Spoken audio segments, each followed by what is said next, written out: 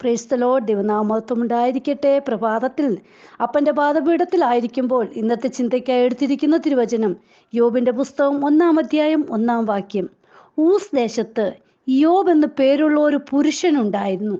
അവൻ നിഷ്കളങ്കനും നേരുള്ളവനും ദൈവഭക്തനും ദോഷം വിട്ടകലുന്നവനുമായിരുന്നു. നമുക്ക് ഒരു വ്യക്തിയുടെ തനി സ്വഭാവത്തെ എടുത്തു കാണിക്കുന്നു.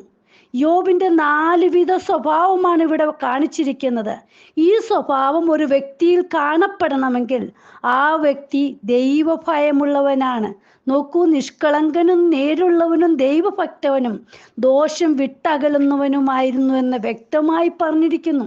നിഷ്കളങ്ക സ്വഭാവം ആ വ്യക്തിയുടെ ദൈവവുമായുള്ള പൂർണ്ണ സമർപ്പണത്തെയാണ് കാണിക്കുന്നത്. ഹല്ലേലൂയ. നോക്കൂ, നേരുള്ളവൻ ഇത് വാക്കിലും പ്രവൃത്തിയിലും ചിന്തയിലുമുള്ള ശരിയായ ജീവിതത്തെ കാണിക്കുന്നതാണ്.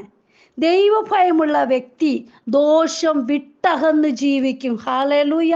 പ്രിയമക്കളെ, നമ്മുടെ ജീവിതത്തിൽ ഹല്ലേലൂയ ഈ സ്വഭാവത്തിന് നമ്മൾ ഹല്ലേലൂയ അർഹരായി തീരണം. എബ്രായർക്കെഴുതിയ ലേഖനം 7:26 ക്രിസ്തുവിൻ്റെ 5 വിധ സ്വഭാവത്തെ നമുക്ക് കാണുവാൻ കഴിയുന്നുണ്ട്. ഇങ്ങനെയുള്ള മഹാപുരോഹിതനല്ലോ നമുക്ക് വേണ്ടിയത്. പവിത്രൻ, നിർദോഷൻ, നിർമ്മലൻ, പാപികളോട് വേർവിട്ടവൻ, സ്വർഗത്തെക്കാൾ ഉന്നതമായി തീർന്നവൻ. ഹല്ലേലൂയ. നോക്കൂ, പവിത്രൻ, വിശുദ്ധൻ. ഹല്ലേലൂയ. പത്രോസ് അപ്പോസ്തലന്റെ 1-ാം ലേഖനം 2:22 പറഞ്ഞിട്ടുണ്ട്, അവൻ പാപം ചെയ്തിട്ടില്ല, അവന്റെ വായിൽ വഞ്ചന ഒന്നും ഉണ്ടായിരുന്നില്ല. ഹല്ലേലൂയ. അടുത്തതായിട്ട് നിർദോഷൻ, ദുഷ്ടതയില്ലാത്ത, അതായത് റോമർക്കെഴുതിയ ലേഖനം 16:18 പറയാം, അങ്ങനെയുള്ളവർ നമ്മുടെ കർത്താവായ ക്രിസ്തുവിനെ അല്ല. ഹല്ലേലൂയ. അങ്ങനെയുള്ളവർ എങ്ങനെയുള്ളവർ? 17-ാം വാക്യത്തിൽ പറയുന്നുണ്ട്, നിങ്ങൾ പഠിച്ച ഹല്ലേലൂയ ഉപദേശത്തിന് വിപരീതമായ ദ്വന്ദ്വപക്ഷങ്ങളെയും ഇടർച്ചകളെയും ഉണ്ടാക്കുന്നവരെ സൂക്ഷിച്ചു കൊള്ളണം. അങ്ങനെയുള്ളവർ നമ്മുടെ കർത്താവായ ക്രിസ്തുവിനെ അല്ല. ഹല്ലേലൂയ. പ്രിയമക്കളെ, നമ്മുടെ കർത്താവായ യേശുപ്പച്ചൻ നിർദോഷനായിരുന്നു. ഹല്ലേലൂയ. ദോഷം വിട്ടകലുന്നവനായിരുന്നു. നിർമ്മലൻ, അതായത് ശാരീരികമായിട്ട് ഒരു അപൂർണതയും ഇല്ലാത്ത, അതായത് ജീവിതത്തിലും സ്വഭാവത്തിലും യാതൊരു അപാകതയും കാണുവാൻ കഴിയാത്ത നിർമ്മല സ്വഭാവമുള്ളവർ ഹല്ലേലൂയ അപ്പച്ചനായിരുന്നു. ഹല്ലേലൂയ. അടുത്തതായിട്ട് പാപികളോട് വേർവിട്ടവൻ. റോമർക്കെഴുതിയ ലേഖനം 8:35 പറയുന്നുണ്ട്, ക്രിസ്തുവിന്റെ സ്നേഹത്തിൽ നിന്ന് നമ്മെ വേർപിരിക്കുന്നതാർ കഷ്ടതയോ സങ്കടമോ ഉപദ്രവമോ പട്ടിണിയോ നഗ്നതയോ ആപത്തോ വാളോ. നോക്കൂ പ്രിയ മക്കൾ, ഇവയെല്ലാം മനുഷ്യനെ ബാധിക്കാമെങ്കിലും ക്രിസ്തുവിനെ ബാധിക്കുകയില്ല. നോക്കൂ, ക്രിസ്തുവിനോടുള്ള നമ്മുടെ സ്നേഹത്തെ അവ ബാധിക്കുകയില്ല എങ്കിൽ പിന്മാറ്റത്തിന്റെ അപകടത്തിൽ നിന്ന് നാം സുരക്ഷിതരാണ്. ഹല്ലേലൂയ. കർത്താപ്പച്ചൻ പാപികളോട് വേർവിട്ട് നിന്നവനാണ്. ഹല്ലേലൂയ. ആ സ്വഭാവം നമ്മുടെയും ജീവിതത്തിൽ ഉണ്ടായിരിക്കണം. അടുത്തതായിട്ട് സ്വർഗത്തേക്കാൾ ഉന്നതനായി തീർന്നവൻ. അവൻ ദൂതന്മാരെക്കാളും സ്വർഗത്തിലെ മറ്റെല്ലാ സൃഷ്ടികളെക്കാളും ഉയർത്തപ്പെട്ടവന്. ഫിലിപ്പിയർക്കെഴുതിയ ലേഖനം 2:9 മുതലുള്ള വാക്യത്തിൽ അത് വ്യക്തമായി പറഞ്ഞിരിക്കുന്നു. അതുകൊണ്ട് ദൈവവും അവനെ ഏറ്റവും ഉയർത്തി സകല നാമത്തിനും മേലായ നാമം നൽകി. അങ്ങനെ യേശുവിൻ്റെ നാമത്തിൽ സ്വർലോകരുടെയും ഭൂലോകരുടെയും അധോലോകരുടെയും മുഴങ്കാലൊക്കെയും മടങ്ങുകയും എല്ലാ നാവും യേശു ക്രിസ്തു കർത്താവെന്ന് പിതാവായ ദൈവത്തിൻ്റെ മഹത്വത്തിനായി ഏറ്റുപറയുകയും ചെയ്യേണ്ടി വരും. ഹല്ലേലൂയ. പ്രിയമക്കളെ, സ്വർഗത്തെക്കാൾ ഉന്നതനായി തീർന്ന അപ്പൻ്റെ കരത്തിലാണ് നാം ഓരോരുത്തരും ആയിരിക്കുന്നത്. ഹല്ലേലൂയ. ആ ദിവ്യ സ്വഭാവത്തിന് നാമും കൂട്ടവകാശികളായി തീരണം. നമുക്ക് യോബും യേശുക്രിസ്തുവുമായിട്ടുള്ള ആ സ്വഭാവത്തിൽ ഹല്ലേലൂയ സാമീപ്യമുള്ളതായിട്ടൊക്കെ നമുക്ക് കാണുവാൻ കഴിയുന്നുണ്ട്.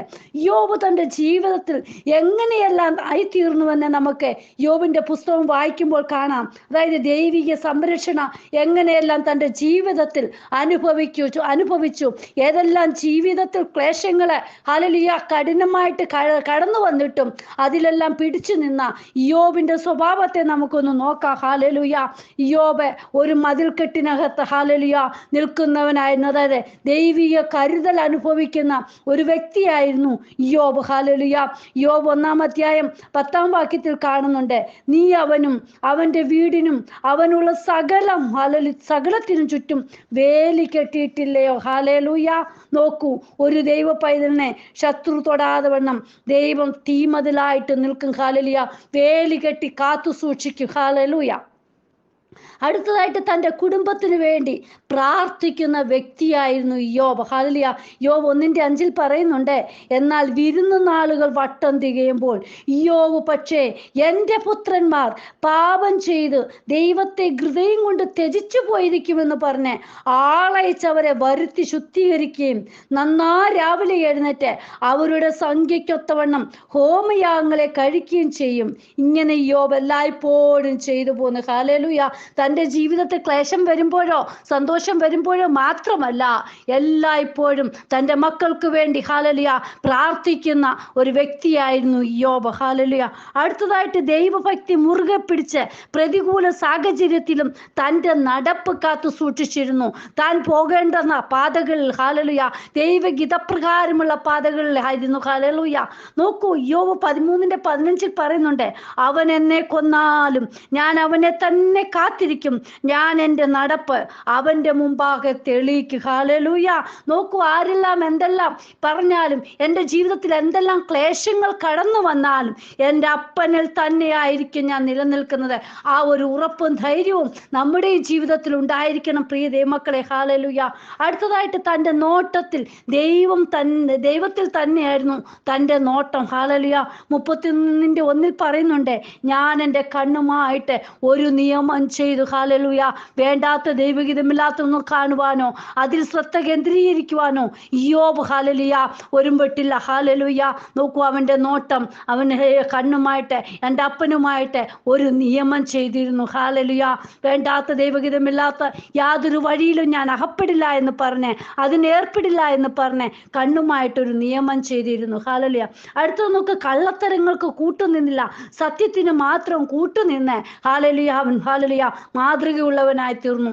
31:5 യോബ് പറയുന്നുണ്ട്, ഞാൻ കപടത്തിൽ നടന്നുവെങ്കിൽ, എൻ്റെ കാൽ വഞ്ചനയ്ക്ക് ഓടിയെങ്കിൽ, ദൈവം എൻ്റെ പരമാർത്ഥത അറിയേണ്ടേനെ ഒത്ത ത്രാസിൽ എന്നെ തൂക്കി നോക്കുമാറാട്ടെ. നോക്കൂ, അത്രയ്ക്ക് ഉറപ്പോടാ പറയുന്നത്, ഞാൻ എൻ്റെ ജീവിതത്തിൽ ഹല്ലേലൂയ വഞ്ചനയ്ക്കോ കപടത്തിനോ ഒന്നും ഞാൻ കൂട്ടുനിന്നില്ല. ഹല്ലേലൂയ. എങ്കിൽ അപ്പച്ചനൊന്ന് നോക്കട്ടെ, എന്തെങ്കിലും കാണുവാൻ കഴിയുമെന്ന്. ആ പരമാർത്ഥത. ഹല്ലേലൂയ.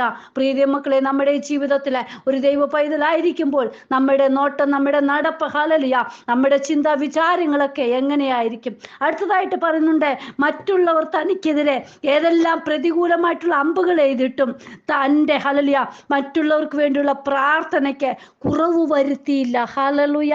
42:10 പറയുന്നുണ്ട്, യോബ് തൻ്റെ സ്നേഹിതന്മാർക്ക് വേണ്ടി പ്രാർത്ഥിച്ചപ്പോൾ ഹല്ലേലൂയ തൻ്റെ സ്നേഹിതന്മാർക്ക് വേണ്ടി പ്രാർത്ഥിക്കുന്ന നല്ലൊരു യോബ്. നമുക്കറിയാം, സ്നേഹിതന്മാർ കൂട്ടുനിന്ന് വ്യസനിപ്പിക്കുന്ന കൂട്ടുകാരെന്നാണ് പറയുന്നത്. ഹല്ലേലൂയ. വ്യസനമായിട്ടുള്ള തന്നെ ദ്രോഹിക്കുന്ന, അതായത് ദുഃഖിപ്പിക്കുന്ന പല സംഗതികളുണ്ടായിട്ടും തൻ്റെ സ്നേഹിതന്മാർക്ക് വേണ്ടി പ്രാർത്ഥിക്കുന്നതിൽ ഒരു കുറവും വരുത്തില്ല. അതുകൊണ്ട് എന്താ, പ്രാർത്ഥിച്ചതിൻ്റെ ഫലമായിട്ട് എന്താ, തൻ്റെ സ്ഥിതിക്ക് ഭേദം വരുത്തി ഉണ്ടായിരുന്നതെല്ലാം യഹോവ ഇരട്ടിയായി കൊടുത്തു എന്ന് നമുക്ക് വായിക്കുവാൻ കഴിയുന്നുണ്ട്. പ്രിയ മക്കളെ, ആ യോബിന്റെ സ്വഭാവത്തിലൂടെ നാമും ഹല്ലേലൂയ അപ്പച്ചന്റെ സ്വഭാവത്തിൽ നമ്മൾ നടക്കുന്നവരായിരിക്കും. ഹല്ലേലൂയ. ക്രിസ്തുവേശുവിലുള്ള ഭാവം തന്നെ നിങ്ങളിലും ഉണ്ടായിരിക്കട്ടെ. ഹല്ലേലൂയ. അപ്പനോട് നമുക്ക് ചേർന്ന് നടക്കാം, അപ്പന്റെ കരങ്ങളിൽ നമ്മെ തന്നെ സമർപ്പിക്കാം. കർത്താവേ, അങ്ങയുടെ കരങ്ങളിലേക്ക് ഇന്ന് വചനം കേൾക്കുന്ന ഓരോ മക്കളെയും സമർപ്പിക്കുകയാണ്. ഹല്ലേലൂയ. വചനം കേൾക്കുന്നവരുടെ ജീവിതത്തിൽ വലിയ മാറ്റം അവരുടെ സ്വഭാവത്തിൽ ഉണ്ടാകുവാൻ ഇടയാകണമേ. ക്രിസ്തുവുമായിട്ടുള്ള നല്ല ബന്ധം പുലർത്തുവാൻ, യോബിനെ പോലെ ഹല്ലേലൂയ മറ്റുള്ളവരുടെ കുറ്റം പറഞ്ഞിരിപ്പാനല്ല കർത്താവേ, യോബിനെ പോലെ ഹല്ലേലൂയ സ്നേഹിതന്മാർക്ക് വേണ്ടി പ്രാർത്ഥിക്കുന്ന കർത്താവെ, മറ്റുള്ളവർക്ക് വേണ്ടി ഇടിവ് നിൽക്കുന്ന ജീവിതങ്ങളായി തീരുവാൻ ഓരോരുത്തരെയും ഒരുക്കിയെടുക്കണമേ കർത്താവെ. അപ്പന്റെ കരങ്ങളിലേക്ക് സമ്പൂർണമായി സമർപ്പിക്കുന്നു. കർത്താവപ്പച്ചൻ അങ്ങനെ ചെയ്യുന്നതിനായി സ്തോത്രം, പ്രാർത്ഥന കേട്ടതിനായി സ്തോത്രം, യേശുവിൻ നാമത്തിൽ തന്നെ ആമേൻ. God bless you all. പിനുവജു, മുംബൈ. ഹല്ലേലൂയ. സ്തോത്രം.